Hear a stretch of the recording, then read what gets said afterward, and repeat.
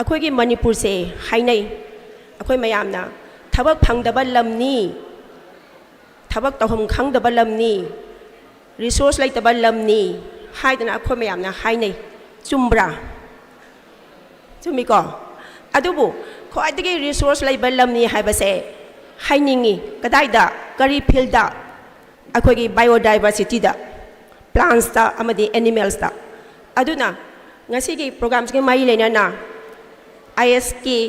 adi atop atopa akoi benefits kya ma satras de pikre adubu akoi plant ka mai lena ba akoi health ka mai lena ba ha se yamna maru oi aduna akoi ki Manipur da medicinal plants aromatic plants haksang da yamna kanaba thaine dagi hauna layak laba mai ama ma hauri adubu ngasi bawta kanamtana khangde masi thijan base aina satra singchida hainingi thijal lasi makhatana punabak se noige ithongni hainingi loina na amaka tangka palamge ten takna isolation lage akoi hojik environment sa yamna problem ori se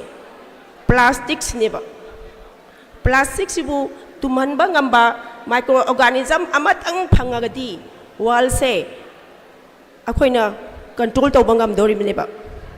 aduna ngasi bawbata sigi microorganism se thina ba scientist na kanu honari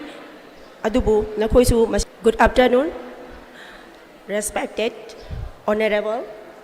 chancellor University of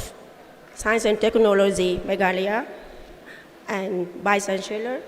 Sir G.G. Sarama and all the dignitaries on the dais and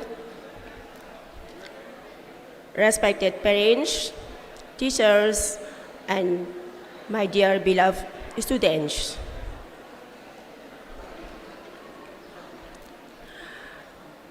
I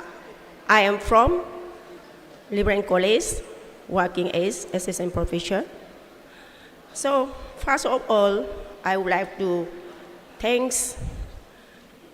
to these organizers and especially chancellors for giving me such chance and organize such program here for the benefits of our students. So I had na akoi Manipur siga mari laina na akoi satra singsta focus taro haining badi अखोगी Manipur से हाइनै अखोई मयामना थबक फंगदबा Lumbini थबक तौहम खंगदबा Lumbini resource लेतबा Lumbini हाइदना अखोई मयामना हाइनै चुम्ब्रा चुमिको अदुबु ख्वाइदगी resource लेबा लमनी हाइबसे हाइनिंगी कदाइदा करी फील्डा अखोगी बायोडाइवर्सिटीदा प्लांट्सता अमदी एनिमल्सता अदुना ngasi program ke mai lena na ISK adi atop atopa akoi benefits kya ma satras de pikre adubu akoi plant ka mai lena ba akoi health ka mai lena ba ha se yamna maru oi aduna akoi Manipur da medicinal plants aromatic plants haksang da yamna kanaba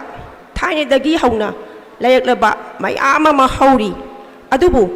ngasi bawta kanamtana khangde masi thijan base aina satra singchida hainingi thijal lasi makhatana punabak se noige ithongni hainingi loina na amaka tangka palamge ten takna isolation lage akoi hojik environment sa yamna problem ori se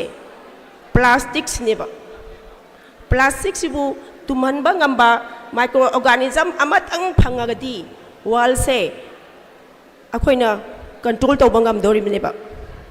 aduna ngasi bawbata sigi microorganism se thina ba scientist na kanu honari adubu nakhoisu masida sida thibada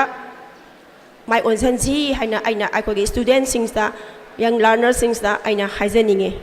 masi haraga loisenjarage thank you all